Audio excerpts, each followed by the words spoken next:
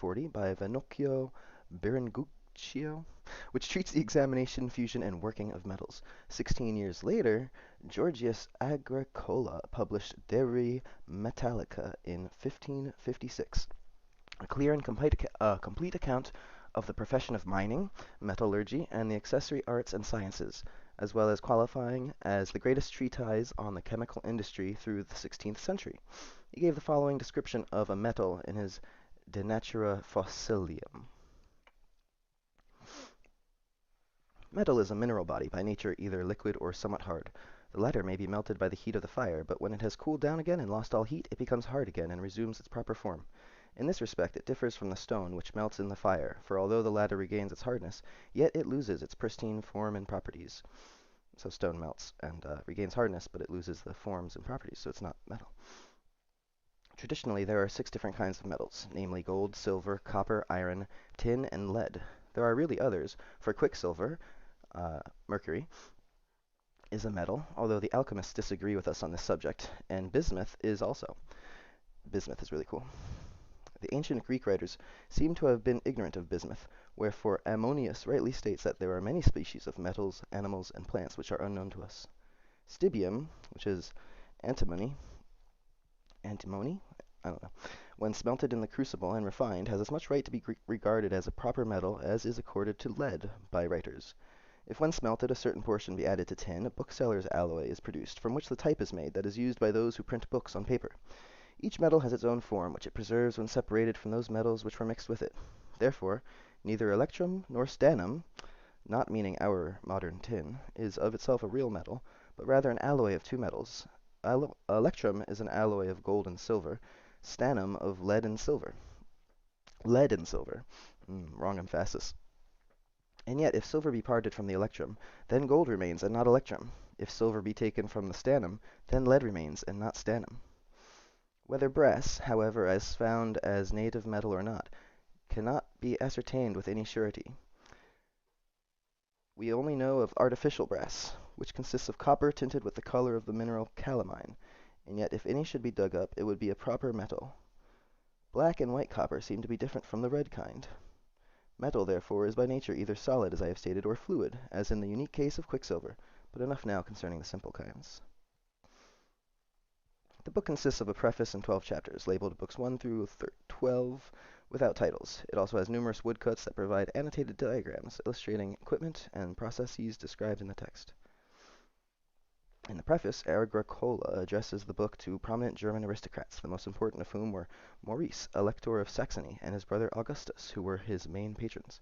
He then describes the works of ancient and contemporary writers on mining and metallurgy, the chief ancient source being Pliny the Elder.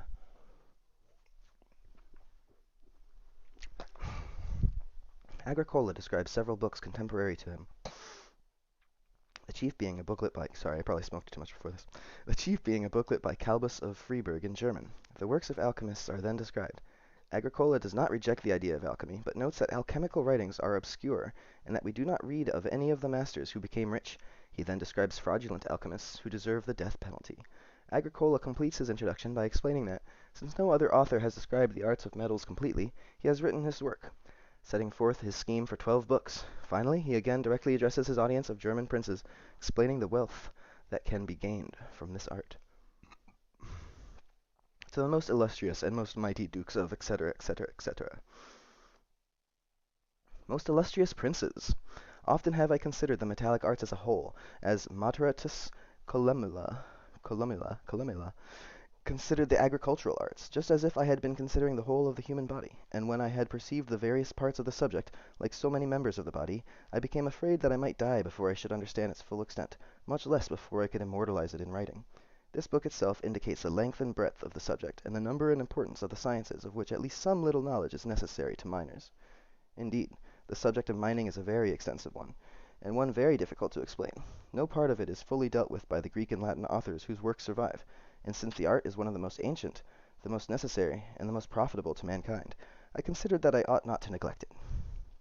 Without doubt, none of the arts is older than agriculture, but that of the metals is not less ancient. In fact, they are at least equal and okay, for no mortal man has ever tilled a field without implements. In truth, In all the works of agriculture, as in the other arts, implements are used which are made from metals, or which could not be made without the use of metals. For this reason, the metals are of the greatest necessity to man. When an art is so poor that it lacks metals, it is not of much importance, for nothing is made without tools. Besides, of all ways whereby great wealth is acquired by good and honest means, none is more advantageous than mining. For although from fields which are well tilled, not to mention other things, we derive rich yields, yet we obtain richer products from mines. In fact, one mine is often much more beneficial to us than many fields. For this reason, we learn from the history of nearly all ages that very many men have been made rich by the mines, and the fortunes of many kings have been much amplified thereby. But I will not now speak more of these matters, because I have dealt with these subjects partly in the first book of this work, and partly in the other work, entitled The Veteribus et Novis Metallis, whereby I have refuted the charges which have been made against metals and against miners. Now, although the art of husbandry, horses, which I willingly rank with the art of mining, appears to be divided into many branches, yet it is not separated into so many as this art of ours, nor can I teach the principles of this as easily as Columella did of that. Oh, husbandry? I guess that's, yeah, animals, not just horses. He had at hand many writers upon husbandry whom he could follow. In fact, there are more than 50 Greek authors whom Marcus Varro enumerates, and more than 10 Latin ones, whom Columella himself mentions. I have only one whom I can follow, that is C. Plinius Secundus, and he expounds only a very few methods of digging ores and of making metals. Far from the whole of the art having been treated by any one writer, far from the whole of the art, those who have written occasionally on any one or another of its branches have not even dealt completely with a single one of them.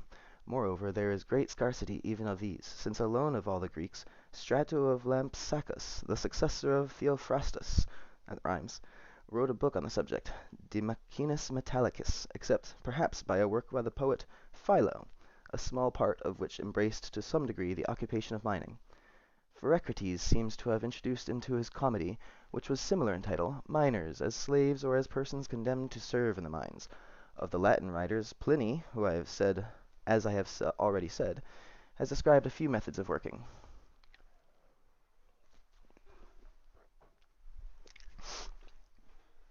Also among the authors I must include the modern writers, whosoever they are, for no one should escape just condemnation who fails to award due recognition to persons whose writings he uses, even very slightly. Cough, cough. 2 books have been written in our tongue. The one on the assaying of mineral substances and metals, somewhat confused, whose author is unknown. The other on veins, of which Pandolphus Angelus is also said to have written, although the German book was written by Calbus of Freiburg, a well-known doctor, but neither of them accomplished the task he had begun. Recently, Vannucci Berenguccio of Siena, a wise man experienced in many matters, wrote in vernacular Italian on the subject of the melting, separating, and alloying of metals. He touched briefly on the methods of smelting certain ores, and explained more fully the methods of making certain juices. By reading his directions, I have refreshed my memory of these things, which I myself saw in Italy, as for many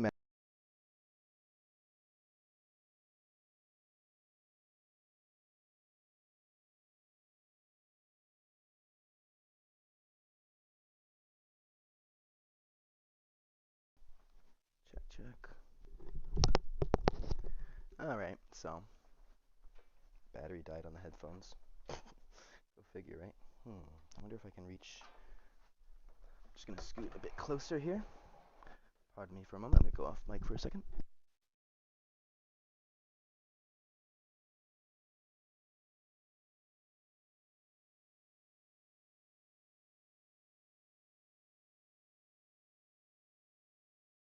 Right. Where were we?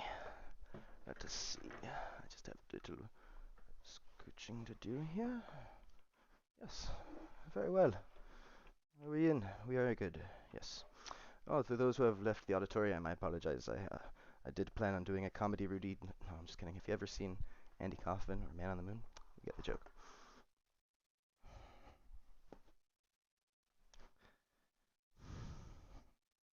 By reading his directions, I have refreshed my memory of those things which I myself saw in Italy.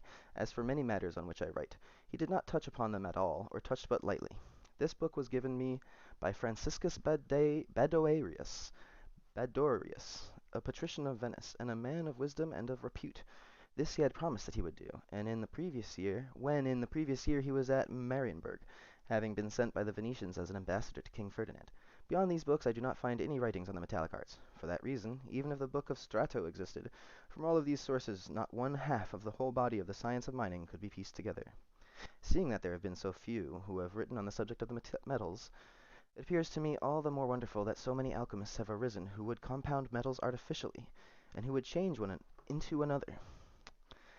Hermolaus Barbarus, a man of high rank and station, and distinguished in all kinds of learning, has mentioned the names of many in his writings, and I will proffer more, but only famous ones, for I will limit myself to a few.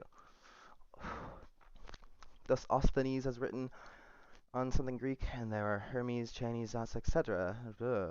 Not one of, but some, and 3 women, Cleopatra, the maiden Tafnutia, and Marius the Jewess. All these alchemists employ obscure language, and Johannes Augurellus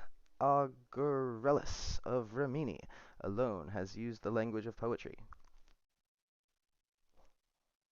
There are many other books on this subject, but all are difficult to follow, because the writers upon these things use strange names, which do not properly belong to the metals, and because some of them employ now one name and now another, invented by themselves, though the thing itself changes not. These masters teach their disciples that the base metals, when smelted, are broken up. Also, they teach the methods by which they reduce them to the primary parts. And remove whatever is superfluous in them, and by supplying what is wanted, make out of them the precious metals, that is, gold and silver, all of which they carry out in a crucible. Whether they can do these things or not, I cannot be decided. And by supplying what is wanted, make out of them the precious metals. Okay, so that's the emphasis there. Whether they can do these things or not, I cannot decide, but seeing that so many writers assure us with all earnestness that they have reached that goal for which they aimed, it would seem that faith might be placed in them. Yet also seeing that we do not read of any of them ever having become rich by this art, nor do we now see them growing rich, although so many nations everywhere have produced and are producing alchemists, and all of them straining every nerve night and day to the end that they may heap a great quantity of gold and silver, I should say the matter is dubious. But although it may be due to the carelessness of the writers that they have not transmitted to us the names of the masters who acquired great wealth through this occupation, certainly it is clear that their disciples either do not understand their precepts, or, if they do understand them, do not follow them. For if they do comprehend them, seeing that these disciples have been and are so numerous, they would have by to-day filled whole towns with gold and silver. Even their books proclaim their vanity, for they inscribe them in the names of Plato and Aristotle and other philosophers, in order that such high-sounding inscriptions may impose upon simple people and pass for learning.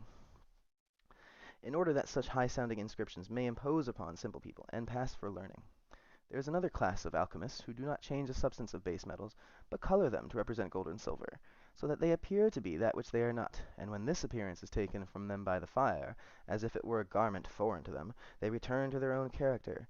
These alchemists, since they deceive people, are not only held in the greatest odium, but their frauds are a capital offense. No less a fraud warranting capital punishment is committed by a third sort of alchemists. These throw into a crucible a small piece of gold or silver hidden in a coal, and after mixing therewith fluxes which have the power of extracting it, pretend to be making gold from orpiment, or silver from tin, and like substances. But concerning the art of alchemy, if it be an art, I will speak further elsewhere. I will now return to the art of mining. Pardon me a moment.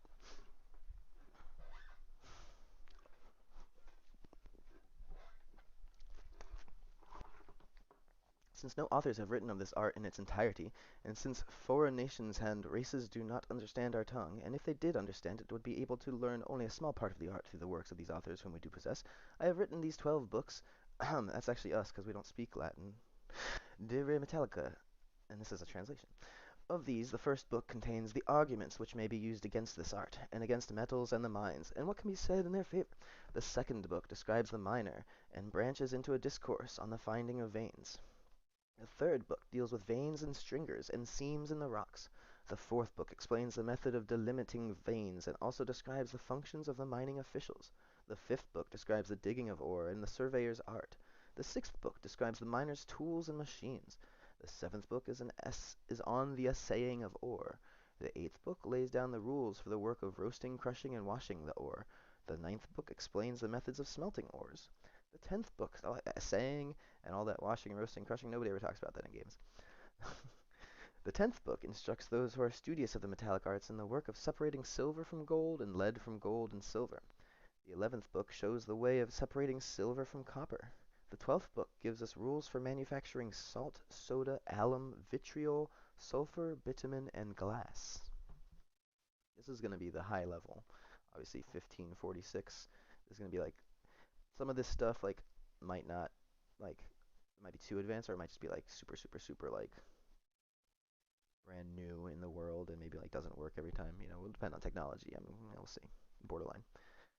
Although I have not fulfilled the task which I have undertaken on account of the great magnitude of the subject, I have at all events endeavored to fulfill it, for I have devoted much labor and care, and have even gone to some expense upon it. For with regard to the vanes, tools, vessels, sluices, machines, and furnaces, I have not only described them, but have also hired illustrators to delineate their forms, lest descriptions which are conveyed by words should either not be understood by men of our own times, or should cause difficulty to posterity, that's us, in the same way as to us difficulty is often caused by many names which the ancients, because such words were familiar to all of them, have handed down to us without any explanation. I have omitted all those things which I have not myself seen, or have not read or heard of from persons upon whom I can rely. That which I have neither seen nor carefully considered after reading or hearing of, I have not written about. The same rule must be understood with regard to all my instruction, whether I enjoin things which ought to be done, or describe things which are usual, or condemn things which are done. Since the art of mining does not lend itself to elegant language, these books of mine are correspondingly lacking in refinement of style.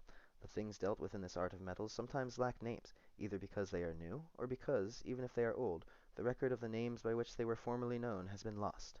For this reason, I have been forced by necessity, for which I must be pardoned, to describe some of them by a number of words combined, and to distinguish others by new names, to which latter class belong ingestor, discretor, lotor, and excoctor. Other things, again, I have alluded to by old names, such as the Cisium, for when Nonius Marcellus wrote, this was the name of a two-wheeled vehicle, but I have adopted it for a small vehicle which has only one wheel, and if anyone does not approve of these names, let him either find more appropriate ones for these things, or discover the words used in the writings of the ancients. These books, that's actually kind of funny, it's like a little snarky there, or just figure out what they meant. These books, most illustrious princes, are dedicated to you for many reasons, and above all others, because metals have proved of the greatest value to you, for though your ancestors drew rich profits from the revenues of their vast and wealthy territories, and likewise from the taxes which were paid by the foreigners by way of toll and by the natives by way of tithes, yet they drew far richer profits from the mines. Because of the mines, not a few towns have risen into eminence, such as Freiburg, Annaberg, Marienburg, Scheenberg, Greyer, and Altenburg, not to mention others. Nay, if I understand anything, greater wealth now lies hidden beneath the ground and in the mountainous parts of your territory than is visible and apparent above ground. Farewell. That's the introduction. This is footnote stuff. I believe this is all translator stuff, yeah.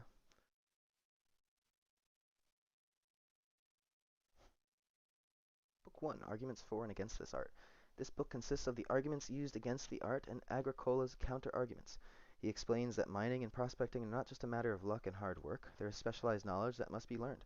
A miner should have knowledge of philosophy, medicine, astronomy, surveying, arithmetic, architecture, drawing, and law, though few are masters of the whole craft, and most are specialists. This section is full of classical references and shows Agricola's classical education to its fullest. The arguments range from philosophical objections to gold and silver as being intrinsically worthless, to the danger of mining. I actually like that part. Philosophical objections to gold and silver as being intrinsically worthless, to the danger of mining, to its workers, and its destruction of the areas in which it is carried out. He argues that without metals, no other activities such as architecture or agriculture are possible. The dangers to miners are dismissed, noting that most deaths and injuries are caused by carelessness, and other occupations are hazardous too. Clearing forests for timber is advantageous as the land can be farmed, yes. Just checking my mic. Mines tend to be in mountains and gloomy valleys with little economic value. The loss of food from the forest destroyed can be replaced by purchase from profits. The loss of food from the forest destroyed can be replaced by purchase from profits, and metals have been placed underground by God, and man is right to extract and use them. Oh boy. Finally, Agricola argues that mining is an honorable and profitable occupation. We might just do book one for today. We'll see how long this one takes. But, I mean, look how big it is. We'll see. That was a short introduction. I noticed that it was short before I decided to do this. Um, Momentary break for a little puff puff.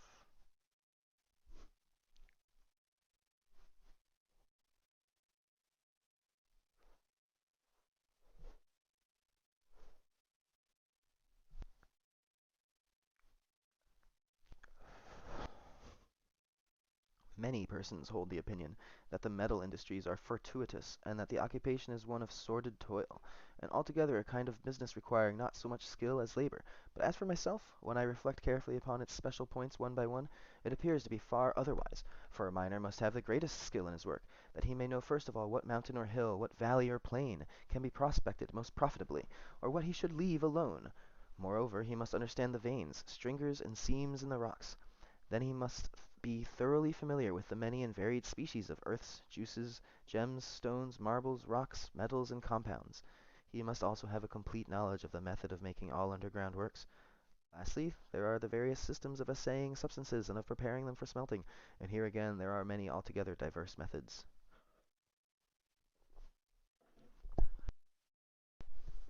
For there is one method for gold and silver, another for copper, another for quicksilver, another for iron, another for lead, and even tin and bismuth are treated differently from lead.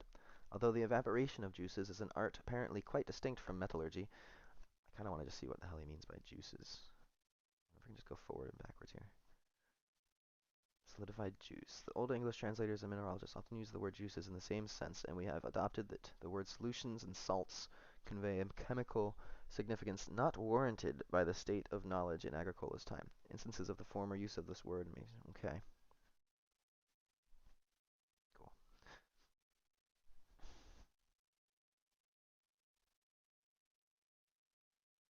Although the evaporation of juices is an art apparently quite distinct from metallurgy, yet they ought not to be considered separately, inasmuch as these juices are also often dug out of the ground solidified, or they are produced from certain kinds of earth and stones which the miners dig up, and some of the juices are not themselves devoid of metals. Again, their treatment is not simple, since there is one method for common salt, another for soda, another for alum, another for vitriol, another for sulfur, and another for bitumen. Furthermore, there are many arts and sciences of which a miner should not be ignorant. First, there is philosophy, that he may discern the origin, cause, and nature of subterranean things, for then he will be able to dig out the veins easily and advantageously. Discern the origin, cause, and nature of subterranean things, and to obtain more abundant results from his mining. Secondly, there is medicine, that he may be able to look after his diggers and other workmen, that they do not meet with those diseases to which they are more liable than workmen in other occupations, or if they do meet with them, that he himself may be able to heal them, or may see that the doctors do so. Thirdly, follows astronomy, that he may know the divisions of the heavens, and from them judge the direction of the veins. Fourthly, okay, that's some stuff there. Fourthly, there is visions of the heavens, and from them judge the direction of the veins. Fourthly, there's the science of surveying. I was like, oh, cool, what do the stars tell us now? Fourthly, there is the science of surveying, that he may be able to estimate how deep a shaft should be sunk to reach the tunnel which is being driven to it, and to determine the limits and boundaries of these things, especially in depth. Fifthly, his knowledge of arithmetical science should be such that he may calculate the cost to be incurred in the machinery and the working of the mine. Sixthly, his learning must comprise architecture, that he may himself construct the various machines and timber work required underground, or that he may be able to explain the method of construction to others. Next, he must have knowledge of drawing, that he can draw plans of his machinery. Last, there is the law, especially that dealing with metals, that he may claim his own rights, that he may undertake the duty of giving others his opinion on legal matters, that he may not take another man's property, and so make trouble for himself, and that he may fulfill his obligations to others according to the law. Now that's an interesting concept, having law as a skill in a game. That plays into PvP and stuff. Oh, I gotta think about that. It is therefore necessary that those who take an interest in the methods and precepts of mining and metallurgy should read these and others of our books studiously and diligently, or on every point they should consult expert mining people, though they will discover few who are skilled in the whole art. As a rule, one man understands only the methods of mining, another possesses the knowledge of washing, another is experienced in the art of smelting, another has the knowledge of measuring the hidden parts of the earth, another is skillful in the art of making machines, and finally another is learned in mining law. But as for us, Though we may not have perfected the whole art of the discovery and preparation of metals, at least we can be of great assistance to persons studious in its acquisition. But let us now approach the subject we have undertaken. Since there has always been the greatest disagreement amongst men concerning metals and mining, some praising, others utterly condemning them, therefore I have decided that before imparting my instruction I should carefully weigh the facts with a view to discovering the truth in this matter. So I may begin with the question of utility, which is a twofold one, for either it may be asked whether the art of mining is really profitable or not to those who are engaged in it, or whether it is useful or not to the rest of mankind. Those who think mining of no advantage to the men who follow the occupation assert, first, that scarcely 1 in 100 who dig metals or other such things derive profit therefrom, and again, that miners, because they entrust their certain and well-established wealth to dubious and slippery fortune, generally deceive themselves, and as a result, impoverished by expenses and losses, in the end spend the most bitter and most miserable of lives. But persons who hold these views do not perceive how much a learned and experienced miner differs from one ignorant and unskilled in the art. The latter digs out the ore without any careful discrimination, while the former first assays and proves it, and when he finds the veins either too narrow and hard, or too wide and soft, he infers therefrom that these cannot be mined profitably, and so works only the approved ones. Now that's some good stuff right there. What wonder, then, if we find the incompetent miner suffers loss, when the competent one is rewarded by an abundant return from his mining? The same thing applies to husbandmen, for those who cultivate land which is like an arid, heavy, and barren, and in which they sow seeds, do not make so great a harvest as those who cultivate a fertile and mellow soil, and sow their grain in that. And since by far the greater number of miners are unskilled rather than skilled in the art, it follows that mining is a profitable occupation to very few men, and a source of loss to many more. Therefore, the mass of miners who are quite unskilled and ignorant in the knowledge of veins not infrequently lose both time and trouble. Such men, pardon for a moment.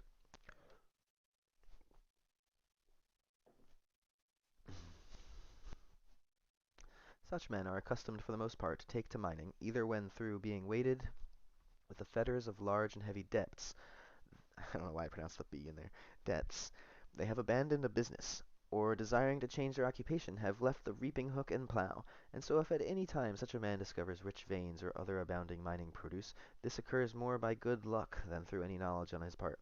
We learn from history that mining has brought wealth to many, for from old writings it is well known that prosperous republics, not a few kings, and many private persons have made fortunes through the mines and their produce. This subject, by the use of many clear and illustrious examples, I have dilated upon and explained in the first book of my work entitled De Veteribus et Novis Metallis, from which it is evident that mining is very profitable to those who give it care and attention. Again, those who condemn the mining industry say that it is not in the least stable, and they glorify agriculture beyond measure. But I do not see how they can say this with truth, for the silver mines at Freiberg and Meissen remain still unexhausted after 400 years, and the lead mines of Goslar after 600 years. The proof of this can be found in the monuments of history. The gold and silver mines belonging to the communities of Chemnitz and Kremnitz have been worked for 800 years, and these latter are said to be the most ancient privileges of the inhabitants. Some then say the profit from an individual mine is unstable, as if, forsooth, the miner is, or ought to be, dependent on only one mine, and as if many men do not bear in common their expenses in mining, or as if one experienced in his art does not dig another vein, if fortune does not amply respond to his prayers in the first case. The new Schonberg at Freiberg has remained stable beyond the memory of men. It's randomly tacked on the end there. It is not my intention to detract from anything from the dignity of agriculture, and that the profits of mining are less stable I will always and readily admit, for the veins do in time cease to yield metals, whereas the fields bring forth fruits every year. But though the business of mining may be less reliable, it is more productive, so that in reckoning up what is wanting in stability is found to be made up by productiveness. Indeed, the yearly profit of a lead mine in comparison with the fruitfulness of the best fields is 3 times or at least twice as great. How much does the profit from gold or silver mines exceed that earned from agriculture? Wherefore truly and shrewdly does Xenophon write about the Athenian silver mines. There is land of such a nature that if you sow, it does not yield crops, but if you dig, it nourishes many more than if it had borne fruit. So let the farmers have for themselves the fruitful fields, and cultivate the fertile hills for the sake of their produce, but let them leave to miners the gloomy valleys and sterile mountains, that they may draw forth from these gems and metals which can buy not only the crops, but all things that are sold. The critics say further that mining is a perilous occupation to pursue, because the miners are sometimes killed by the pestilential air which they breathe, sometimes their lungs rot away, sometimes the men perish by being crushed in masses of rock, sometimes, falling from ladders into the shafts, they break their arms, legs, or necks, and it is added there is no compensation which should be thought great enough to equalize the extreme dangers to safety and life. These occurrences, I confess, are of exceeding gravity, and moreover fraught with terror and peril, so that I should consider that the metals should not be dug up at all. If such things were to happen very frequently to the miners, or if they could not safely guard against such risks by any means, who would not prefer to live rather than to possess all things, even the metals? For he who thus perishes possesses nothing, but relinquishes all to his heirs.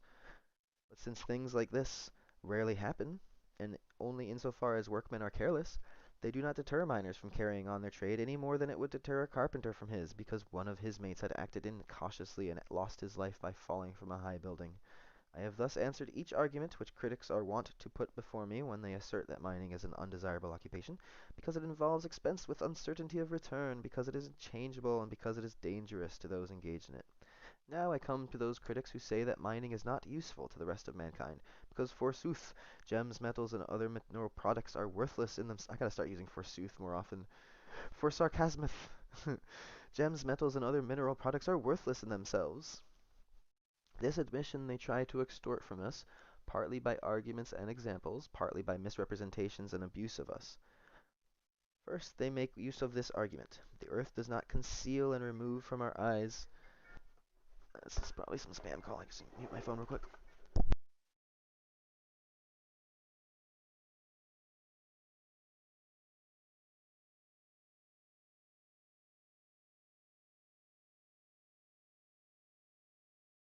Alright. First, they make use of this argument. The earth does not conceal. Let's check the mic. Check mic good. Okay. The earth does not conceal and remove from our eyes those things which are useful and necessary to mankind, but on the contrary, like a beneficent and kindly mother, she yields in large abundance from her bounty, and brings into the light of day the herbs, vegetables, grains, and fruits in the trees. The minerals, on the other hand, she buries far beneath, in the depth of the ground. Therefore they should not be sought. But they are dug out by wicked men, who, as the poets say, are the products of the Iron Age. Ovid censures their audacity in the following lines. And not only was the rich soil required to furnish corn and due sustenance, but men even descended into the entrails of the earth, and they dug up riches, those incentives to vice, which the earth had hidden and had removed to the Stygian shades. Then destructive iron came forth, and gold, more destructive than iron. Then war came forth. Another of their arguments is this. Metals offer to men no advantages, therefore we ought not to search them out. For whereas man is composed of soul and body, neither is in want of minerals. The sweetest food of the soul is the contemplation of nature, a knowledge of the finest arts and sciences, an understanding of virtue, and if he entrusts his mind in excellent things, if he exercises his body, he will be satisfied with this feast of noble thoughts and knowledge, and have no desire for other things. Now, although the human body may be content with necessary food and clothing, yet the fruits of the earth and the animals of different kinds supply him in wonderful abundance with food and drink, from which the body may be suitably nourished and strengthened, and life prolonged to old age. Flax, wool, and the skins of many animals provide plentiful clothing, low in price, while a luxurious kind, not hard to procure, that is, the so-called ceric material, is furnished by the down of trees and the webs of the silkworm. That's cool. So that the body has absolutely no need of the metals so hidden in the depths of the earth, and for the greater part very expensive. Wherefore it is said that this maxim of Euripides is approved in assemblies of learned men, and with great reason was always on the lips of Socrates. Works of silver and purple are of use, not for human life, but rather for tragedians. Tragedy. These critics praise also this saying from Timocrion of Rhodes. O unseeing Plutus, sorry. Would that thou hadst never appeared in the earth, or in the sea, or on the land, but that thou didst have thy habitation in Tartarus and Acheron, for out of thee arise all evil things which overtake mankind. They greatly extol these lines from Phocylides. Gold and silver are injurious to mortals. Gold is the source of crime, the plague of life, and the ruin of all things. Would that thou were not such an attractive scourge! Because of thee arise robberies, homicides, warfare. Brothers are maddened against brothers, and children against parents. This, from Naumachius, also pleases them. Gold and silver are but dust, like the stones that lie scattered on the pebbly beach or on the margins of the rivers. On the other hand, they censure these verses of Euripides.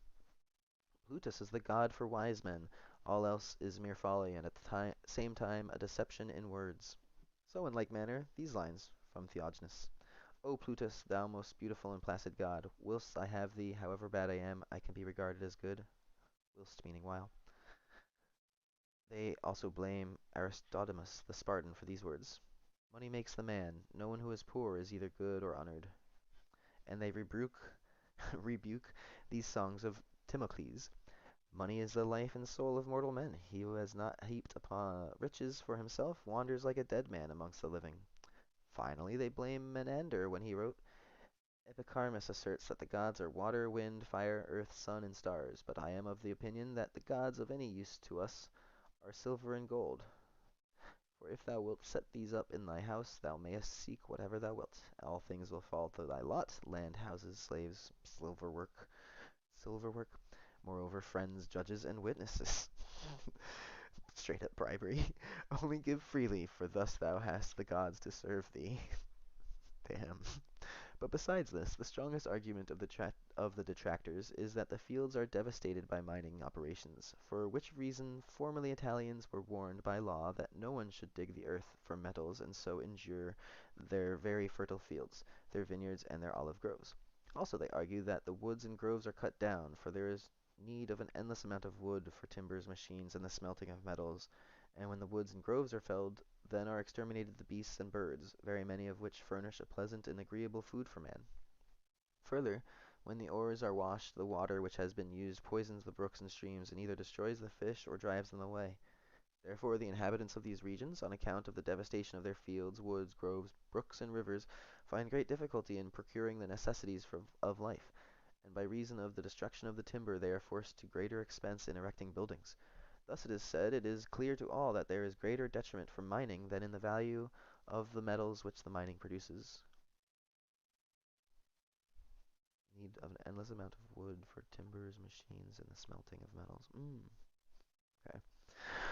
So in fierce contention they clamor, showing by such examples as follow that every great man has been content with virtue and despised metals. They praise Bias because he esteemed the metals merely as fortune's playthings, not as his real wealth. When his enemies had captured his native Priene, and his fellow citizens laden with precious things had betaken themselves to flight, he was asked by one why he carried away none of his goods with him, and he replied, I carry all my possessions with me. And it is said that Socrates, having received 20 minae sent to him by Aristippus, a grateful disciple, refused them and sent them back to him by the command of his conscience. Aristippus, following his example in this matter, despised gold and regarded it as of no value. And once when he was making a journey with his slaves, and they, laden with the gold, went too slowly, he ordered them to keep only as much of it as they could carry without distress, and to throw away the remainder. Moreover, Anacreon of Teos, an ancient and noble poet, it's funny, like, oh, I'm so gracious to my slaves, throw away whichever gold it's too heavy for you. Okay. Moreover, Anacreon of Teos, an ancient and noble poet, because he had been troubled about them for 2 nights, returned 5 talents which had been given him by Polycrates, saying that they were not worth the anxiety which he had gone through on their account. In like manner, celebrated and exceedingly powerful princes have imitated the philosophers in their scorn and contempt for gold and silver. There was, for example, Phocion the Athenian, who was appointed general of the army so many times, and when a large sum of gold was sent to him as a gift by Alexander, king of Macedon, deemed it trifling and scorned it. And Marcus Curius ordered the gold to be carried back to the Samnites, and as did also Fabricius Lucanus with regard to the silver and copper. And certain republics have forbidden their citizens the use and employment of gold and silver by law and ordinance. The Lacedaemonians, by the decrees and ordinances of Lycurgus, used diligently used diligently to inquire used to diligently inquire among their citizens whether they possessed any of these things or not, and the possessor, when he was caught, was punished according to law and justice. The inhabitants of a town on the Tigris, called Babytace, Babatachi, buried their gold in the ground so that no one should use it. The Scythians condemned the use of gold and silver so that they might not become avaricious. Further are the metals reviled. In the first place, people wantonly abuse gold and silver and call them deadly and nefarious pests of the human race, because those who possess them are in the greatest peril. For those who have none lay snares for the possessors of wealth, and thus again and again the metals, more money, more problems. And thus again and again the metals have been the cause of destruction and ruin. For example, Polymnestor, the king of Thrace, to obtain possession of his gold, killed Polydorus, his noble guest and the son of Priam, his father-in-law and old friend. Pygmalion, the king of Tyre, Tyre, in order that he might seize treasures of gold and silver, killed his sister's husband, a priest, taking no account of either kinship or religion. For love of gold, Eriphyle betrayed her husband Amphiaraus to his enemy. Likewise, Lasthenes betrayed the city of Olynthus to Philip of Macedon, the daughter of Spurius Tarpeus, having been bribed with gold, admitted the Sabines into the citadel of Rome, having been bribed with gold. Claudius Curio sold his country for gold to Caesar, the dictator. Gold, too, was the cause of the downfall of Aesculapius, the great physician, who it was believed was the son of Apollo. Similarly, Marcus Crassus, through his eager desire for the gold of the Parthians, was completely overcome, together with his son and 11 legions, and became the jest of his enemies, for they poured liquid gold into the gaping mouth of the slain Crassus, saying, "Thou hast thirsted for gold, therefore drink gold." But why need I cite here these many examples from history? It is almost our daily experience to learn that, for the sake of obtaining gold and silver, doors are burst open, walls are pierced. Just check something real quick. Cool. Walls are pierced. It is almost our daily experience to learn that, for the sake of obtaining gold and silver, doors are burst open, walls are pierced, wretched travelers are struck down by rapacious and cruel men born to theft, sacrilege, invasion, and robbery. We see thieves seized and strung up before us, sacrilegious persons burnt alive, the limbs of robbers broken on the wheel. Wars waged for the same reason, which are not only destructive to those against whom they are waged, but to those also who carry them on. Nay, but they say that the precious metals foster all manner of vice, such as the seduction of women, adultery, and unchastity, in short, crimes of violence against the person. Therefore the poets, when they represent Jove transformed into a golden shower, and falling into the lap of Danae, merely mean that he had found for himself a safe road by the use of gold, by which he might enter the tower for the purpose of violating the maiden. Moreover, the fidelity of many men is overthrown by the the love of gold and silver. Judicial sentences are brought, and innumerable crimes are perpetuated. For truly, as Propertius says, this is indeed the golden age. The greatest rewards come from gold. By gold love is won. By gold is faith destroyed. By gold is justice brought. The law follows the track of gold, while modesty will soon follow it when law is gone. Phyllis says, I consider that nothing is more powerful than gold. By it all things are torn asunder, all things are accomplished. Therefore, all the noblest and best despise these riches, undeservedly and with justice, and esteem them as nothing. And this is said by the old man in Plautus. I hate gold. It has often impelled many people to many wrong acts. In this country, too, the poets inveigh with stinging reproaches against money coined from gold and silver, and especially did Juvenal. Since the majesty of wealth is the most sacred thing among us, although, O pernicious money, thou didst not yet, he says, let me read this again. Since the majesty of wealth is the most sacred thing among us, although, O pernicious money, thou dost not yet inhabit a temple, nor have we erected altars to money. And in another place, demoralizing money first introduced foreign customs, and voluptuous wealth weakened our race with disgraceful luxury. And very many vehemently praise the barter system which many used before money was devised, and which even now obtains among certain simple peoples. Okay, that's a use of the word. And next they raise a great outcry against other metals, as iron, than which they say nothing more pernicious could have been brought into the life of man, for it is employed in making swords, javelins, spears, pikes, arrows, weapons by which men are wounded, and which cause slaughter, robbery, and wars. These things so moved the wrath of Pliny that he wrote, Iron is used not only in hand-to-hand fighting, but also to form the winged missiles of war, sometimes for hurling engines, sometimes for lances, sometimes even for arrows. I look upon it as the most deadly fruit of human ingenuity, for to bring death to men more quickly we have given wings to iron and taught it to fly. The spear, the arrow from the bow, or the bolt from the catapult, and other engines can be driven into the body of only one man, while the iron cannonball fired through the air can go through the bodies of many men, and there is no marble or stone object so hard that it cannot be shattered by the force and shock. Therefore it levels the highest towers to the ground, shatters and destroys the strongest walls.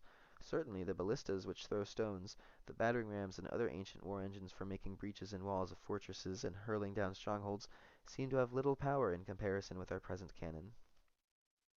These emit horrible sounds and noises, not less than thunder. Flashes of fire burst from them like the lightning striking, crushing, and shattering buildings, belching forth flames and kindling fires even as lightning flashes. So that with more justice could it be said of the imperious men of our age than of Salmoneus of ancient days, that they had snatched lightning from Jupiter and wrested it from his hands. Nay, rather there has been sent from the infernal regions to the earth of this force for the destruction of men, so that death may snatch to himself as many possible by one stroke. But because muskets are nowadays rarely made of iron, and the large ones never, but of a certain mixture of copper and tin, they confer more maledictions on copper and tin than on iron. In this connection, too, they mention the brazen bull of Phalaris, the brazen ox of the people of Pergamus, racks in the shape of an iron dog or a horse, manacles, shackles, wedges, hooks, and red-hot plates. Cruelly racked by such instruments, people are driven to confess crimes and misdeeds which they have never committed, and innocent men are miserably tortured to death by every conceivable kind of torment. It is claimed, too, that lead is a pestilential and noxious metal, for men are punished by means of molten lead, as Horace describes in the ode addressed to the goddess Fortune. The fuck is that sound? Oh, it's like a wheelbarrow. It is claimed, too, that lead is okay, as Horace describes in his the ode addressed to the goddess Fortune. Cruel necessity ever goes before thee, bearing in her brazen hand the spikes and wedges, while the awful hook and molten lead are also not lacking. In their desire to excite greater odium for this metal, they are not silent about the leaden balls of muskets, and they find in it the cause of wounds and death. They contend that, inasmuch as nature has concealed metals far within the depths of the earth, and because they are not necessary to human life, they are therefore despised and repudiated by the noblest and should not be mined. And seeing that when brought to light they have always proved the cause of very great evils, it follows that mining is not useful to mankind, but on the contrary harmful and destructive.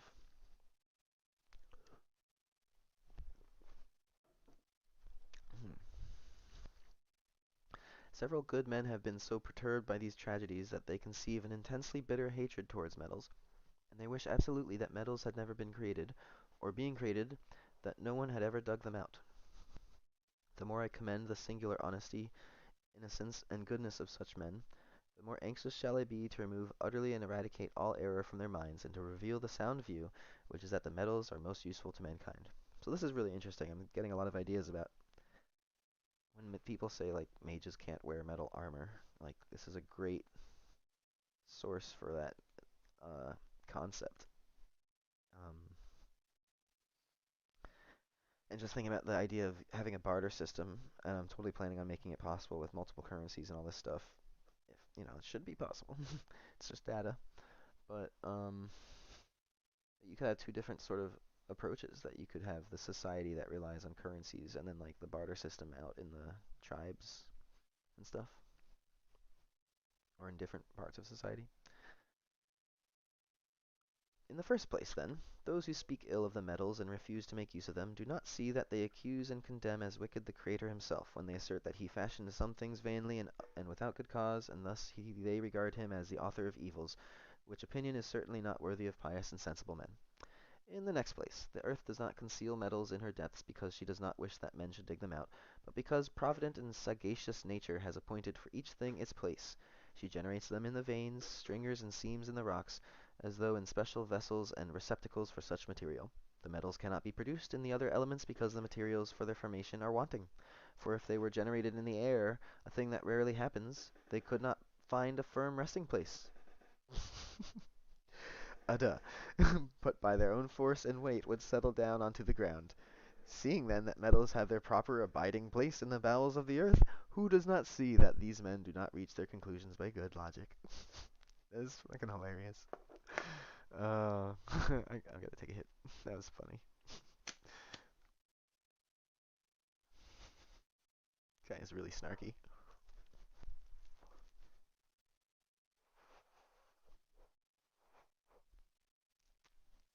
They say, although metals are in the earth, each located in its own proper place where it originated, yet because they lie thus enclosed and hidden from sight, they should not be taken out.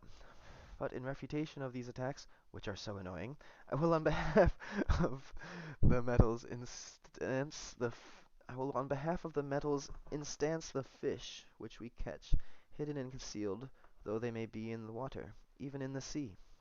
Indeed, it is far stranger that man, a terrestrial animal, should search the interior of the sea than the bowels of the earth, for as birds are born to fly freely through the air, so are fishes born to swim through the waters, while to other creatures nature has given the earth that they might live in it, and particularly to man that he might cultivate it and draw out of its caverns metals and other mineral products. On the other hand, they say that we eat fish, but neither hunger nor thirst is dispelled by minerals, nor are they useful in clothing the body, which is another argument by which these people strive to prove that metals should not be taken out.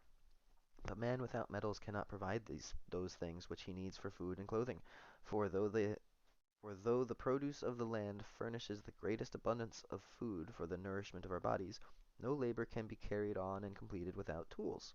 The ground itself is turned up with plowshares and harrows.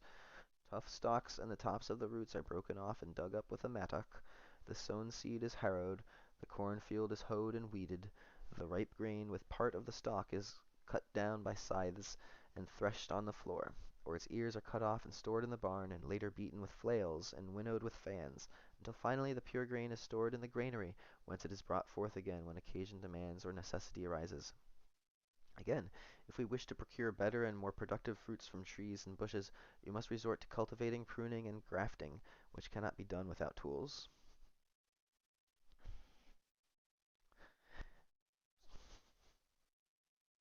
Again, if we wish to procure better and more productive fruits from trees and bushes, we must resort to cultivating, pruning, and grafting, which cannot be done without tools. Even as without vessels we cannot keep or hold liquids such as milk, honey, wine, or oil, neither could so many living things be cared for without buildings to protect them from long continued rain and intolerable cold. Most of the rustic instruments are made of iron, as plowshares, share beams, mattocks, the prongs of harrows, hoes, planes, hay forks, straw cutters, pruning shears, pruning hooks, spades, lances, forks, and weed cutters. Vessels are also made of copper and lead. Neither are wooden instruments or vessels made without iron. Wine cellars, oil mills, stables, or any other part of a farm building could not be built without iron tools.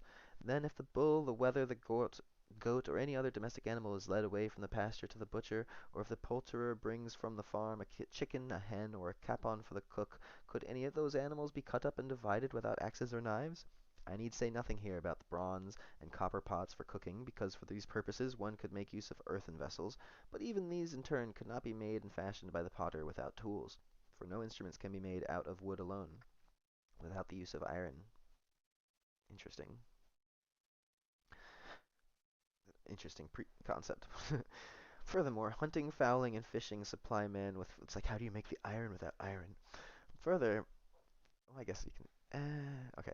Furthermore, hunting, fowling, and fishing supply man with food, but when the stag has been ensnared, does not the hunter transfix him with his spear? As he stands or runs, does he not pierce him with an arrow? Or pierce him with a bullet? Does not the fowler in the same way kill the moorfowl or pheasant with an arrow? Or does he not discharge into its body the ball from the musket? I will not speak of the snares and other instruments with which the woodcock, you just spoke of it, woodpecker, and other wild birds are caught, lest I pursue unseasonably and too minutely single instances. Lastly, with his fish hook and net does not a fisherman catch the fish on the sea, in the lakes and fish ponds or in rivers? But the hook is of iron, and sometimes we see lead or iron weights attached to the net. And most fish that are caught are afterward cut up and disemboweled with knives and axes. But more than enough has been said on the matter of food. Now I will speak of clothing, which is made out of wool, flax, feathers, hair, fur, or leather. It's a nice list right there. I'm gonna write that down. I mean, there have been a few instances where I thought maybe I should write something down, but uh, that's a nice note.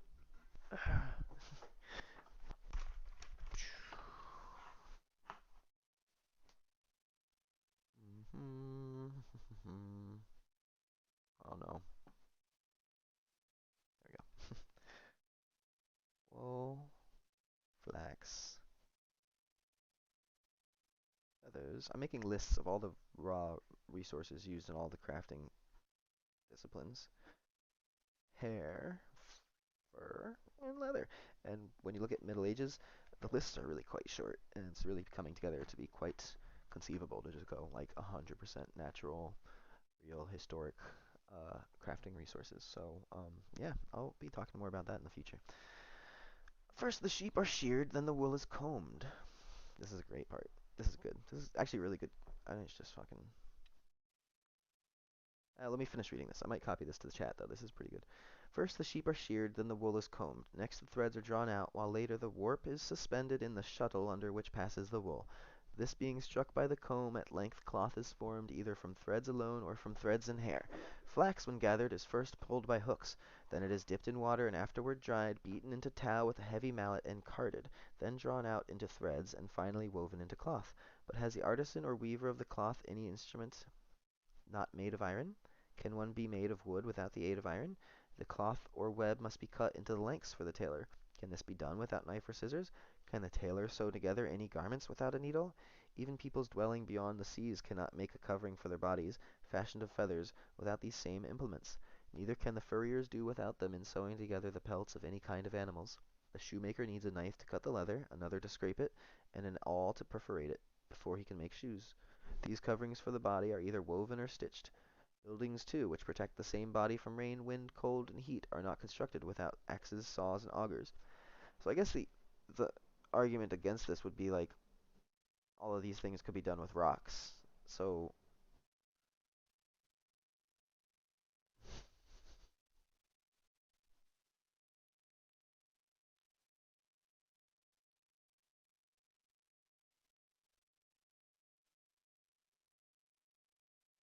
I mean,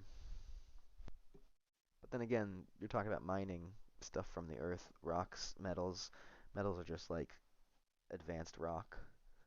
So, and you can like murder people with rocks. They had stone weapons. I'm sure they had war in the Paleolithic age with stone weapons. So, yeah, I'd say rock is included in mining here in his argument. Now I will speak of clothing. Nope, did that one.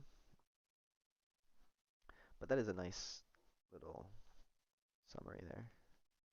But what need of more words? If we remove metals from the service of man, all methods of protecting and sustaining health and more carefully preserving the course of life are done away with. If there were no metals, man would pass a horrible and wretched existence in the midst of wild beasts. They would return to the acorns and fruits and berries of the forests. They would feed upon the herbs and roots which they plucked up with their nails. They would dig out of caves in which to lie down at night, and by day they would rove in the woods and plains at random like beasts. And inasmuch as this condition is utterly unworthy of humanity, with its splendid and glorious natural endowment, will anyone be so foolish or obstinate as not to allow that metals are necessary for food and clothing, and that they tend to preserve life? Moreover, as the miners dig almost exclusively in mountains otherwise unproductive, and in valleys invested in gloom, they do either slight damage to fields or none at all. Lastly, where woods and glades are cut down, they may be sown with grain after they have been cleared from the roots of shrubs and trees. These new fields soon produce rich crops, so that they repair the losses which the inhabitants suffer from the increased cost of timber. Moreover, with the metals which are melted from the ore, birds without number, edible beasts and fish can be purchased elsewhere and brought to these mountainous regions. I will pass to the illustrations I have mentioned. Bias of Priene, when his country was taken, carried away out of the city none of his valuables. So strong a man with such a reputation for wisdom had no need to fear personal danger from the enemy. But this in truth cannot be said of him, because he hastily took to flight. The throwing away of his goods does not seem to me so great a matter, for he had lost his house, his estates, and even his country, than which nothing is more precious. Nay, I should be convinced of Bias's contempt and scorn for possessions of this kind, if before his country was captured he had bestowed them freely on relations and friends, or had distributed them to the very poor, for this he could have done freely and without question. Whereas his conduct, which the Greeks admire so greatly, was due, it would seem, to his being driven out by the enemy and stricken with fear. Socrates in truth did not despise gold, but would not accept money for his teaching. As for Aristippus of Cyrene, if he had gathered and saved the gold which he ordered his slaves to throw away, he might have bought the things. It would be nice if he bought them things. He would have bought the things which he needed for the necessities of life, and he would not, by reason of his poverty, have then been obliged to flatter the tyrant Dionysius, nor would he ever have been called by him a king's dog. For this reason, Horace, speaking of Damasippus, when reviling Stabarus for valuing riches very highly, says, "What resemblance has the Grecian Aristippus to this fellow? He who commands his slaves to throw away the gold in the midst of Libya because they went too slowly, impeded by the weight of their burden? Which of these two men is more insane? Insane indeed is he who makes more of riches than of virtue. Insane also is he who rejects them and considers them as worth nothing, instead of using them with reason. Yet as to it's like agnostic agnosticism of metal. Yet as to the gold which Aristippus on another occasion flung into the sea from a boat, this he did with a wise and prudent mind." Is that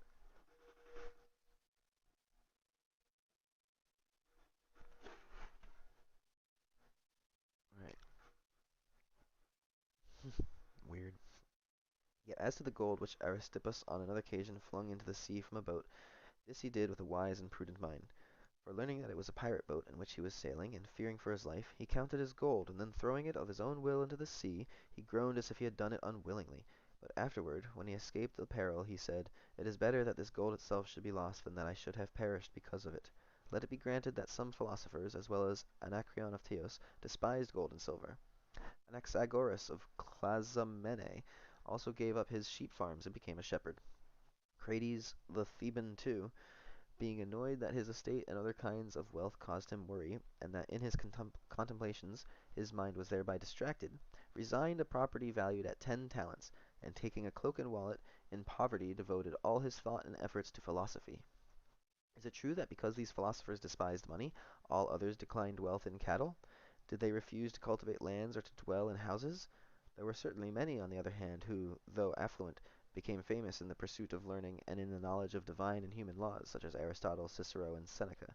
As for Phocion, he did not deem it honest to accept the gold sent to him by Alexander, for if he had consented to use it, the king as much as himself would have incurred the hatred and aversion of the Athenians, and these very people were afterwards so ungrateful towards this excellent man that they compelled him to drink hemlock. For what would have been less becoming to Marcus Curius and Fabricius Luscinus than to accept gold from their enemies, who hoped that by these means those leaders could be corrupted, or would become odious to their fellow citizens, their purpose being to cause dissensions among the Romans and destroy the republic utterly? Sounds familiar. Lycurgus, however, ought to have given instructions to the Spartans as to the use of gold and silver, instead of abolishing things good in themselves. As to the Babytaces, who does not see that they were senseless and envious? For with their gold they might have bought things of which they were in need, or even given it to neighboring peoples, to bind them more closely to themselves with gifts and favors.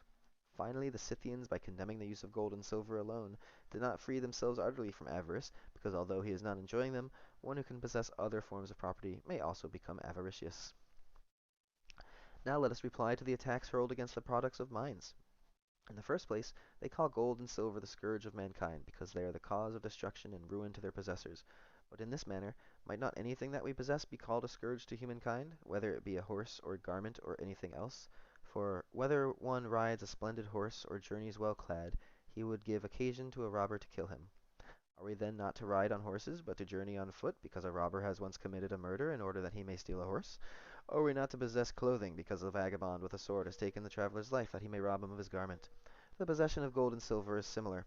Seeing then that men cannot conveniently do all these things, we should be on our guard against robbers, and because we cannot always protect ourselves from their hands, it is a special duty of the magistrate to seize wicked and villainous men for torture, and if need be, for execution.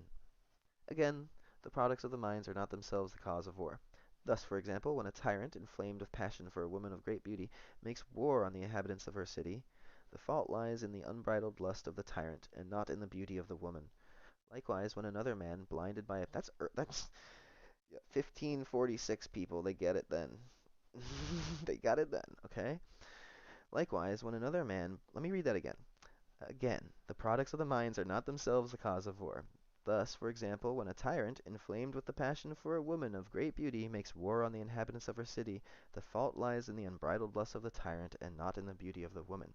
Though it is kind of fucked up that he's using this as a defense for the instruments of war. So, horseshoe theory, anyone? Basically, you could apply to this.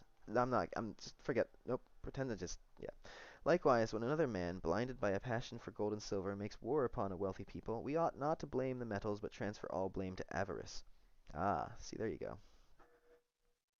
For frenzied deeds and disgraceful actions, which are wont to weaken and dishonor natural and civil laws, originate from our own vices. Wherefore Tibullus is wrong in laying the blame for war on gold, when he says, "This is the fault of a rich man's gold. There were no wars when beech goblets were used at banquets." But Virgil, speaking of Polymnestor, says that the crime of the murderer rests on avarice. He breaks all law, he murders Polydorus, and obtains gold by violence. To what wilt thou not drive mortal hearts, thou accursed hunger for gold? And again, justly, he says, speaking of Pygmalion, who killed Sichaeus, and blinded with the love of gold, he slew him unawares with stealthy sword. For lust and eagerness after gold and other things make men blind, and this wicked greed for money all men in all times and places have considered dishonorable and criminal. Moreover, those who have been so addicted to avarice as to be its slaves have always been regarded as mean and sordid. Similarly, too, if by means of gold and silver and gems men can overcome the chastity of women, corrupt the honor of many people, bribe the course of justice, and commit innumerable wickednesses, it is not the metals which are to be blamed, but the evil passions of men which become inflamed and ignited, or it is due to the blind and impious desires of their minds. That is really forward thinking, seriously. But although these attacks against gold and silver may be directed especially against money, yet inasmuch as the poets one after another condemn it, their criticism must be met, and this can be done by one argument alone. Money is good for those who will use it well, it brings loss and evil to those who use it ill. Hence, very rightly, Horace says, "Dost thou not know the value of money, and what uses it serves? It buys bread, vegetables, and a pint of wine." And again, in another place, "Wealth hoarded up is the master or slave of each possessor. It should follow rather than lead the twisted rope." I like that. I think it's saying, like, money put forward is good. Like, it should follow rather than lead. Like, it should go ahead of you. Or it should follow, like, I don't know, rather than lead. I guess you don't go towards money. Money is left behind you. Yeah, that's better. You, like, leave it behind as you go forward. Okay. Yeah. When ingenious and clever men considered carefully the system of barter, which ignorant men of old employed, and which even today is used, I love how they hyphenate today, just going to say that, and which even today is used by certain uncivilized and barbarous races, it appeared to them so troublesome and laborious that they invented money. Indeed, nothing more useful could have been devised, because a small amount of gold and silver is of great value as things cumbrous and heavy, and so peoples far distant from one another can, by the use of money, trade very easily in those things which civilized life can scarcely do without. The curses which are uttered against iron, copper, and lead have no weight with prudent and sensible men, because if these metals were done away with, men, as their anger swelled and their fury became unbridled, would assuredly fight like wild beasts with fists, heels, nails, and teeth. They would strike each other with sticks, hit one another with stones, or dash their foes to the ground. Moreover, a man does not kill another with iron alone, but slays by means of poison, starvation, or thirst. He may seize upon him by the throat and strangle him. He may bury him alive in the ground. He may immerse him in the water and suffocate him. He may burn him in hands. He may make every element a participant in the death of men. Make every element a part. Okay. Or finally, a man may be thrown into the wild beasts. Another may be sewn up. Oh, jeez, come on. How long is this? The question next arises. Wait. From these examples, we see that it is not metals that are to be condemned, but our vices, such as anger, cruelty, discord, passion for power, avarice, and lust. The question next arises, whether we ought to count metals amongst the number of good things, or class them amongst the bad. The Peripatetics regarded all wealth as a good thing, and merely spoke of externals as having to do with neither the mind or the body. Well, let riches be an external thing, and, as they said, many other things may be classed as good if it is one's power to use them either well or ill. For good men employ them for good, and to them they are useful. The wicked use them badly, and to them they are harmful. There is a saying of Socrates that just as wine is influenced by the cask, so the character of riches is like their possessors.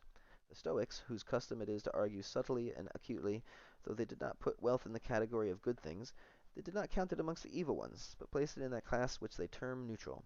For to them virtue alone is good, and vice alone evil. The whole of what remains is indifferent. Thus in their conviction it matters not whether one be in good health or seriously ill, whether one be handsome or deformed. In short, whether sprung from Monachus of old, and thus hast lived beneath the sun in wealth, or hast been poor and despised among men, it matters not. For my part, I see no reason why anything that is in itself of use should not be placed in the class of good things. At all events, metals are a creation of nature, and they supply many varied and necessary needs to the human race, to say nothing about their uses in adornment, which are so wonderfully blended with utility. Therefore it is not right to degrade them from the place they hold among the good things. In truth, if there is a bad use made of them, should they on that account be rightly called evils? For of what good thing can we not make an equally bad or good use? Let me give examples from both classes of what we term good. Wine, by far the best drink, if drunk in moderation, aids the digestion of food, helps to produce blood, and promotes the juices in all parts of the body. Okay. It is of use in nourishing not only the body, but the mind as well, for it disperses our dark and gloomy thoughts, frees us from, yeah, sometimes maybe, frees us from cares and anxiety, and restores our confidence. Well, wine is better than other alcohol. I'll give them that. Wine's pretty good. If drunk in excess, however, it injures and prostrates the body with serious disease. An intoxicated man keeps nothing to himself. He raves and rants and commits many wicked and infamous acts. On this subject, Theognis wrote some very clever lines, which we may render thus. I need a sip of water. Wine is harmful if taken with greedy lips, but if drunk in moderation, it is wholesome. But I linger too long over extraneous matters. I must pass on to the gifts of body and mind, amongst which strength, beauty, and genius occur to me. If then a man, relying on his strength, toils hard to maintain himself and his family in an honest and respectable manner, he uses the gift right. But if he makes a living out of murder and robbery, he uses it wrongly. Likewise, too, if a lovely woman is anxious to please her husband alone, she uses her beauty aright. But if she lives wantonly and is a victim of passion, she misuses her beauty. In like manner, a youth who devotes himself to learning and cultivates the liberal arts uses his genius rightly, but he who dissembles, lies, cheats, and deceives by fraud and dishonesty misuses his abilities. Boom. Now the man who, because they are abused, denies that wine, strength, beauty, or genius are good things, is unjust and blasphemous towards the Most High God, Creator of the world. So he who would remove metals from the class of blessings also acts unjustly and blasphemously against him. Very true, therefore, are the words which certain Greek poets have written, as Pindar. Money glistens, adorned with virtue, supplies the means by which thou mayest act well in whatever circumstances fate may have in store for thee. And Sappho. Without the love of virtue, gold is a dangerous and harmful guest, but when it is associated with virtue, it becomes the source and height of good. And Callimachus. Riches do not make men great without virtue, neither do virtues themselves make men without some wealth. And Anatiphanes. Now by the gods, why is it necessary for a man to grow rich? Why does he desire to possess much money unless that he may, as much as possible, help his friends, and sow the seeds of a harvest of gratitude, sweetest of the goddesses? Having thus refuted the arguments and contentions of adversaries, let us sum up the advantages of the metals. In the first place, they are useful. I think we're getting near the end of the chapter here. We'll just take one more hit. Take a short break from my voice. Yeah, smoking for my voice. That's how it works.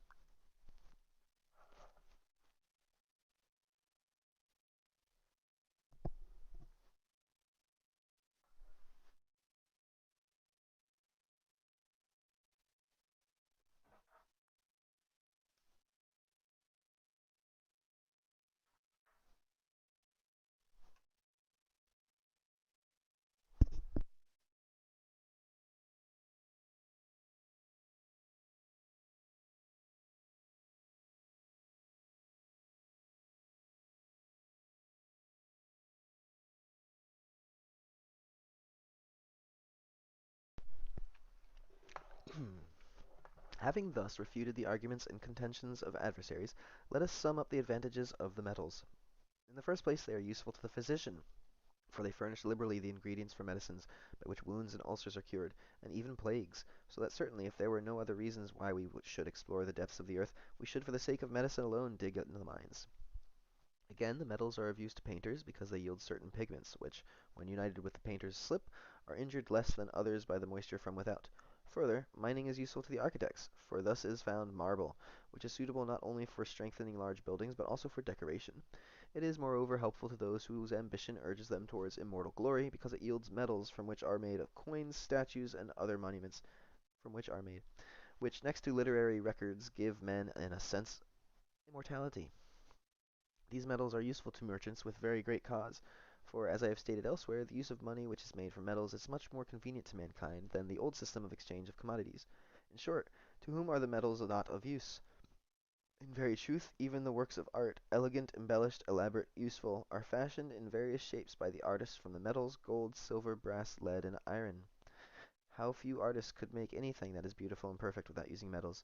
Even if tools of iron or brass were not used, we could not make tools of wood and stone without the help of metals. From all of these examples are evident the benefits and advantages derived from metals.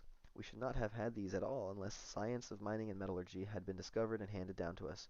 Who then does not understand how highly useful they are, nay rather how necessary to the human race? In a word, man could not do without the mining industry, nor did divine providence will that he should. Further, it has been asked whether to work in metals is honorable employment for respectable people, or whether it is not degrading and dishonorable. We ourselves count it amongst the honorable arts, for that art, the pursuit of which is unquestionably not impious, nor offensive, nor mean, we may esteem honorable.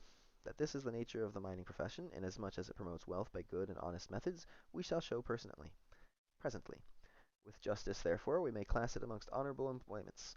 In the first place, the occupation of the miner, which I must be allowed to compare with other methods of acquiring great wealth, is just as noble as that of agriculture. For as the farmer, sowing his seeds in the fields, injures no one, however profitable they may prove to him, so the miner digging for his metals, albeit he draws forth great heaps of gold and silver, hurts thereby no mortal man. Certainly these two modes of increasing wealth are in the highest degree both noble and honorable.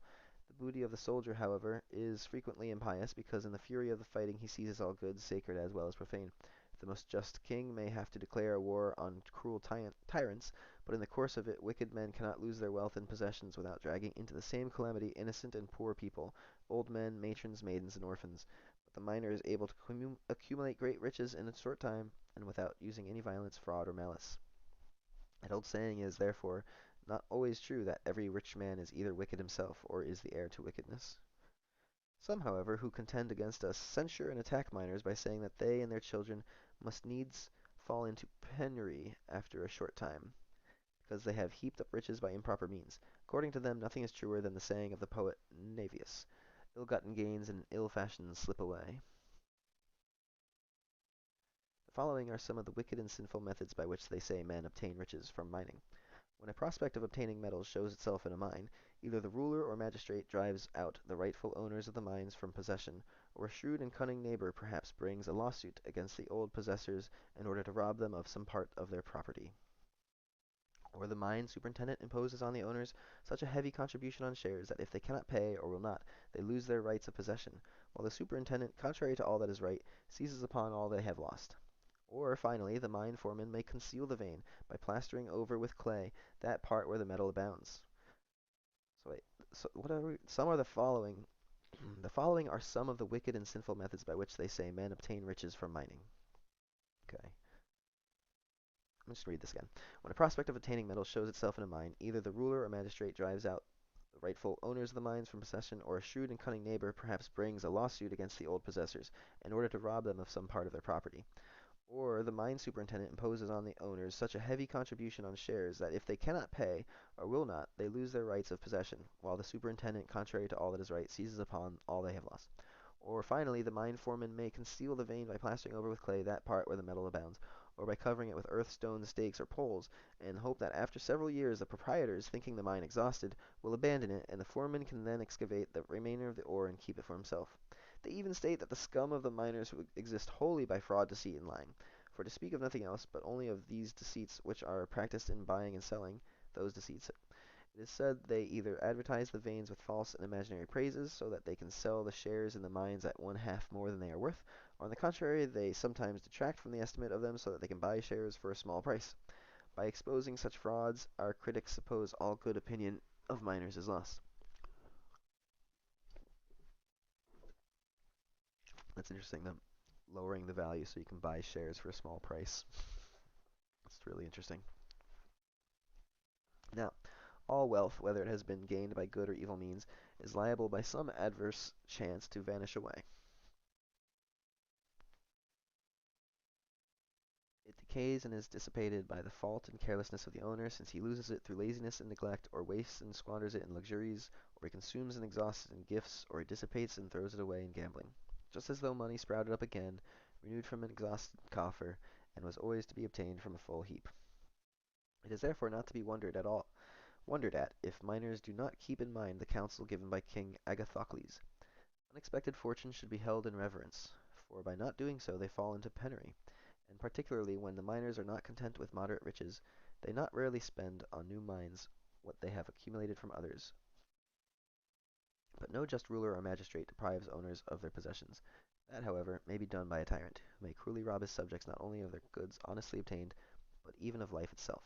And yet whenever I have inquired into the complaints which are in common vogue, I always find that the owners who are abused have the best reasons for driving the men from the mines.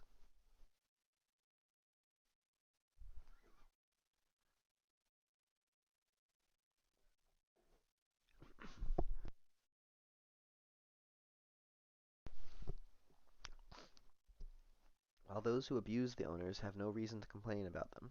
Take the case of those who, not having paid their contributions, have lost the right of possession, or those who have been expelled by the magistrate out of another man's mine.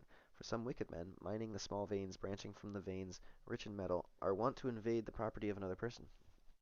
So the magistrate expels these men accused of wrong and drives them from the mine. They then very frequently spread unpleasant rumors concerning this amongst the populace. Or to take another case, when, as often happens, a dispute arises between neighbors, arbitrators appointed by the magistrate settle it, or the regular judges investigate and give judgment. Consequently, when the judgment is given, inasmuch as each party has consented to submit to it, neither side should complain of injustice, and when the controversy is adjudged, inasmuch as the decision is in accordance with the laws concerning mining, one of the parties cannot be injured by the law. I do not vigorously contest the point that at times a mine superintendent may exact a larger contribution from the owners than necessity demands. Nay, I will admit that a foreman may plaster over or hide with a structure a vein where it was rich in metals. Is the wickedness of one or two to brand the many honest with fraud and trickery? What body is... It's funny that sort of did the same with alchemists. What body is supposed to be more pious and virtuous in the republic than the Senate? Yet some senators have been detected in peculations and have been punished. Is this any reason that so honorable a house should lose its good name and fame? The superintendent cannot exact contributions from the owners without the knowledge and permission of the burgmeister or the deputies. For this reason, deception of this kind is impossible. Should the foremen be convicted of fraud, they are beaten with rods, or of theft, they are hanged. It is complained that some sellers and buyers of the shares of the mines are fraudulent. I concede it. But can they deceive anyone except a stupid, careless man, unskilled in mining matters? Indeed, a wise and prudent man skilled in this art, if he doubts the trustworthiness of the seller or buyer, goes at once to the mine that he may for himself examine the vein which has not been so greatly praised or disparaged, and may consider whether he will buy or sell the shares or not. But people say, though such an one can be on his guard against fraud, yet a simple man and one who is easily credulous is deceived. But we frequently see a man who is trying to mislead another in this way deceive himself, and deservedly become a laughing stock for everyone. For very often the defrauder as well as the dupe is entirely ignorant of mining. If, for instance, a vein has been found to be abundant in ore, contrary to the idea of the would-be deceiver, then he who was to have been cheated gets a profit, and he who has been the deceiver loses. Nevertheless, the miners themselves rarely buy or sell shares, but generally they have juratai venditores, who buy and sell at such prices as they have been instructed to give or accept. Seeing therefore that magistrates decide disputes on fair and just principles, that honest men deceive nobody, while a dishonest one cannot deceive easily, or if he does, he cannot do so with impunity. The criticism of those who wish to disparage the honesty of miners has therefore no force or weight. Oh, almost there. In the next place, the occupation of the miner is objectionable to nobody. For who, unless he be naturally malevolent and envious, will hate the man who gains wealth as it were from heaven? Or who will hate a man who, to amplify his fortune, adopts a method which is free from reproach? A moneylender, if he demands an excessive interest, incurs the hatred of men. If he demands a moderate and lawful rate, so that he is not injurious to the public generally, and does not impoverish them, he fails to become very rich from his business. Further, the gain derived from mining is not sordid, for how can it be such, seeing that it is so great, so plentiful, and of so innocent a nature? A merchant's profits are mean and base when he sells counterfeit and spurious merchandise, or puts far too high a price on goods that he has purchased for little. For this reason the merchant would be held in no less odium amongst good men than is the usurer, did they not take account of the risk he runs to secure his merchandise? In truth, those who on this point speak abusively of mining for the sake of detracting from its merits say that in former days men convicted of crimes and misdeeds were sentenced to the mines and were worked as slaves. But today the miners receive pay and are engaged like any other workmen in the common trades. Certainly, if mining is a shameful and discreditable employment for gentlemen because slaves once worked mines, then agriculture also will not be a very creditable employment because slaves once cultivated the fields, and even today so among the Turks. Nor will architecture be considered honest because some slaves have been found skillful in that profession, nor medicine because not a few doctors have been slaves, nor will any other worthy craft because men captured by force of arms have practiced it. Yet agriculture, architecture, and medicine are none the less counted amongst the number of honorable professions. Therefore, mining ought not for this reason to be excluded from them. But suppose we grant that the hired miners have a sordid employment. We do not mean by miners only the diggers and other workmen, but also those skilled in the mining arts and those who invest money in mines. Amongst them can be counted kings, princes, republics, and from these last the most esteemed citizens. And finally, we include amongst the overseers of mines the noble Thucydides, the historian, whom the Athenians placed in charge of the mine of Thasos. And it would not be unseemly for the owners themselves to work with their own hands in the works or especially if they themselves have contributed to the cost of the mines, just as it is not undignified for great men to cultivate their own land. Otherwise the Roman Senate would not have created Dictator L. Quintius Cincinnatus as he was at work in the fields, nor would it have summoned to the Senate house the chief men of the state from their country villas. Similarly, in our day, Maximilian Caesar would not have enrolled Conrad in the ranks of the nobles known as counts. Conrad was really very poor when he served in the mines of Scheenberg, and for that reason he was nicknamed the Poor Man. But not many years after, he attained wealth from the mines of Furst, which is a city in Lorraine, and took his name from luck. Nor would King Vladislaus have restored to the assembly of barons Tertius, a city of Cracow, who became rich through the mines in that part of the kingdom of Hungary which was formerly called Dacia. Nay, not even the common worker in the mines is vile and abject, for trained to vigilance and work by night and day, he has great powers of endurance when occasion demands, and easily sustains the fatigue and duties of a soldier, for he is accustomed to keep long vigils at night, to wield iron tools, to dig trenches, to drive tunnels, to make machines, and to carry burdens. Therefore, experts in military affairs prefer the miner, not only to a commoner from the town, but even to the rustic. But to bring this discussion to an end, inasmuch as the chief callings are those of the money-lender, the soldier, the merchant, the farmer, and the miner, I say, inasmuch as usury is odious, usury, usury, while the spoil cruelly captured from the possessions of the people innocent of wrong is wicked in the sight of God and man, and inasmuch as the calling of the miner excels in honor and dignity that of the merchant trading for lucre, while it is not less noble, though far more profitable than agriculture, who can fail to realize that mining is a calling of peculiar dignity? Certainly, though it is but one of 10 important and excellent methods of acquiring wealth in an honorable way. One of 10. Okay. A careful and diligent man can attain this result in no easier way than by mining. End of book 1. Alright, that's been fun. Thanks for sticking tuned, and maybe I'll do this again someday. Look out for a something coming later. Bye.